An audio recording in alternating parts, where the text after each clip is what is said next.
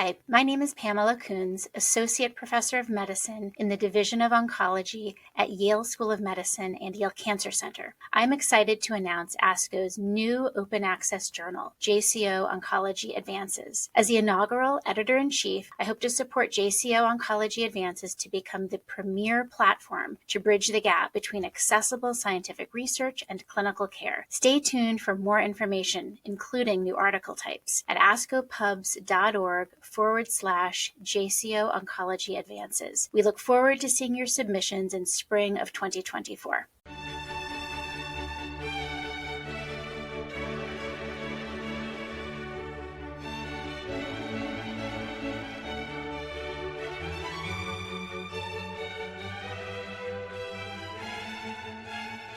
This JCO podcast provides observations and commentary on the JCO article, quote, "The addition of Gemtuzumab Ozogamicin to induction chemotherapy improves survival in older patients with acute myeloid leukemia," end of quote, by Alan K. Burnett et al. My name is Eli Esty, and I am a professor at the University of Washington School of Medicine and a member of the Fred Hutchinson Cancer Research Center, both in Seattle, Washington. My oncologic specialty is acute myeloid leukemia. There has been a recent resurgence of interest in Gemtuzumab Ozogamicin, hereafter Gemtuzumab, within the AML community. The resurgence reflects Gemtuzumab's status as the only new drug to be approved by the Food and Drug Administration, hereafter FDA, for treatment of AML within the past 30 years, the subsequent withdrawal of the drug from the marketplace, and the controversy surrounding the latter decision. Gemtuzumab combines an antibody directed against the cell surface antigen CD33 with the toxin calicheamycin.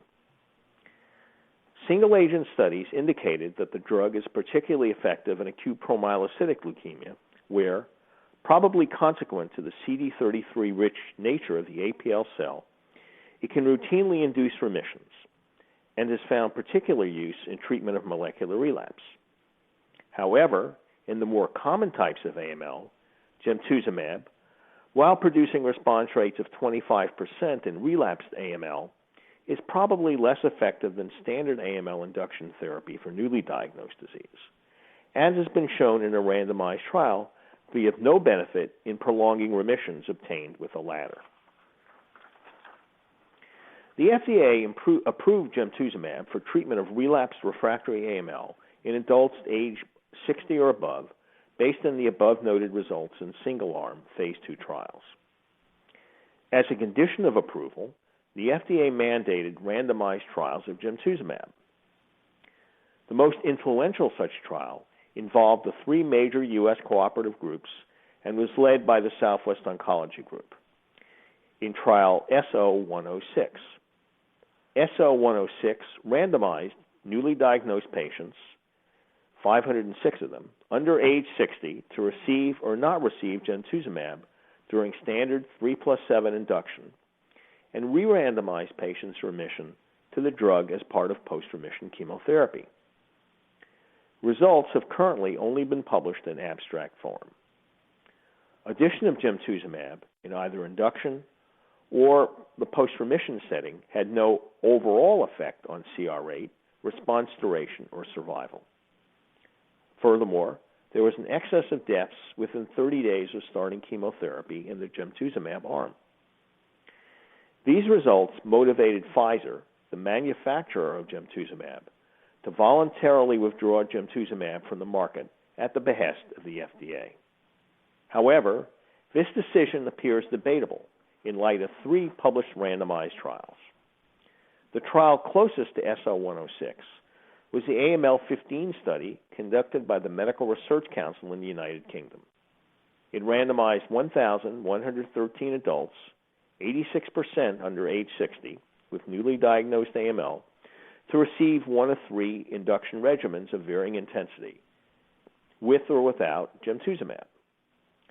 Patients were re-randomized to receive Gemtuzumab on one course of post-remission therapy. While, unlike SO-106, 30-day induction mortality rates were unaffected by addition of Gemtuzumab, as in SO-106, addition of gemtuzumab to either induction or post-remission therapy had no overall effect on CR rate, relapse-free survival, or survival. However, the authors were able to develop and internally validate a prognostic index that indicated that approximately 75% of patients would live longer, hazard rate of 0.69, 95% confidence interval, 0.55 to 0.87, if given gemtuzumab during induction.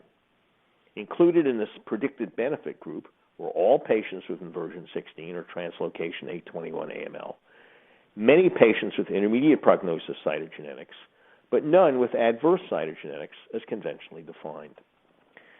The effects of induction gemtuzumab were similar regardless of chemotherapy regimen, suggesting that the drug was not a nonspecific means of dose intensification.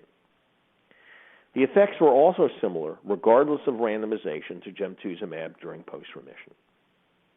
It appears worthwhile to revisit SO-106 in light of AML-15.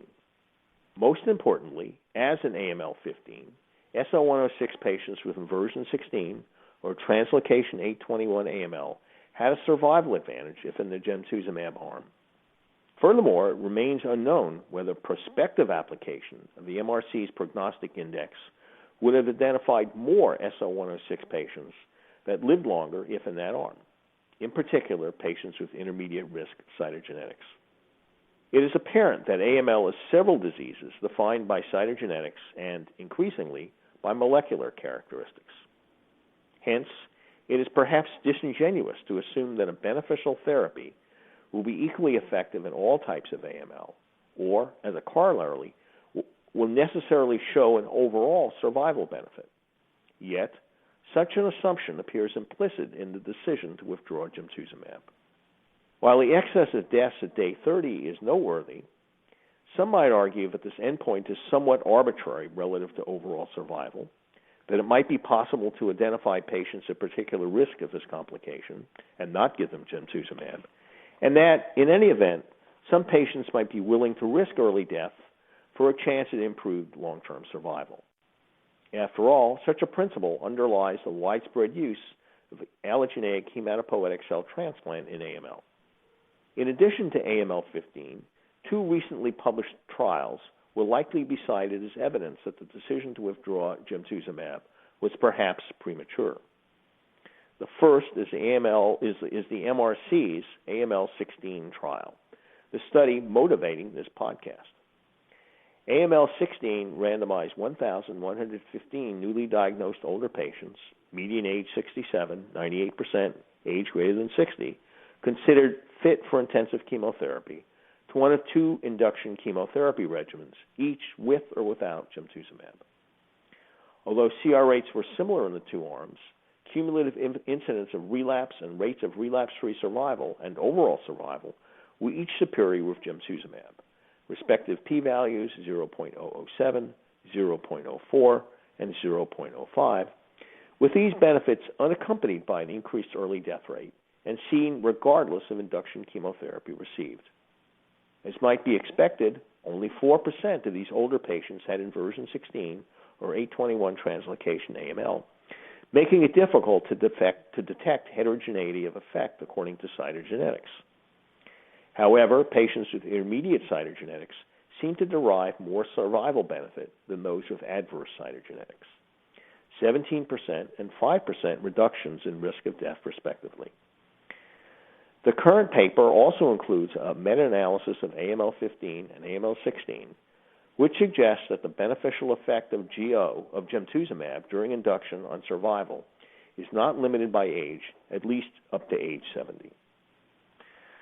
The second randomized trial was conducted by the French Acute Leukemia Alliance and randomly assigned 280 patients aged 50 to 70, median 62 years, with newly diagnosed AML to receive three courses, the first to induce remission, the second and third to consolidate it, of daunorubicin plus cytarabine with or without gemtuzumab.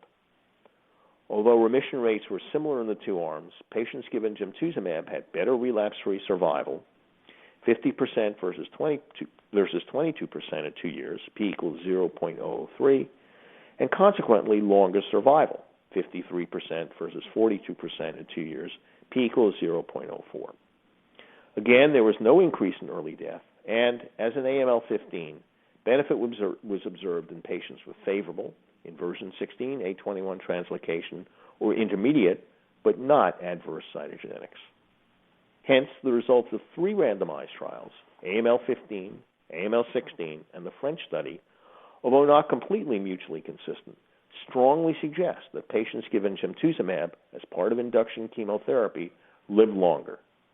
The effect is independent of age, up to 70 years, although largely confined to patients with favorable or intermediate prognosis cytogenetics. The drug is also useful in acute promyelocytic leukemia. A possible return of gemtuzumab to the marketplace must overcome formidable logistical issues. Among these are whether the sponsor proposes such a course and whether the label can be written to account for the disparate results in different cytogenetic groups. However, this observer hopes gemtuzumab can again be made available. Certainly, the heterogeneity of therapeutic effect seen with gemtuzumab is likely to be a recurring theme in a disease as heterogeneous as AML. This concludes this JCO podcast. Thank you for listening. For more original research, editorials, and review articles, please visit us online at jco.org. This production is copyrighted to the American Society of Clinical Oncology. Thank you for listening.